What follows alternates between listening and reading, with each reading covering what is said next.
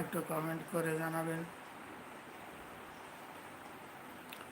তাই দেখা গেল হঠাৎ করে আপনার দাঁতের যন্ত্রণা হচ্ছে, তখন আপনি কি করবেন? কোনো ডাক্তারখানা কিন্তু খোলা পাবেন না রাত্রের বেলায়। তখন আপনি কি করবেন? আপনার বাড়িতে যে পেয়ারা গাছ আছে, এই পেয়ারার কচি পাতা নেবেন, থেতো করে রস করে তুলোয় করে আপনার ওই দাঁতের ব্যথা স্থানে লাগিয়ে দেবেন বা যন্ত্রণা স্থানে লাগিয়ে দেবেন। দেখবেন কিছুক্ষণের মধ্যেই আপনার দাঁতের যন্ত্রণা কমতে শুরু করেছে।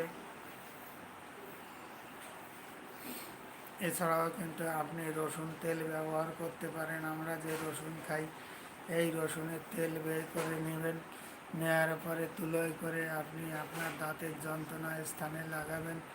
দেখবেন কিছুক্ষণের মধ্যেই আপনার দাঁতের যন্ত্রণা কমতে শুরু করেছে। এছাড়াও কিন্তু আপনি লবঙ্গ তেল ব্যবহার করতে পারেন।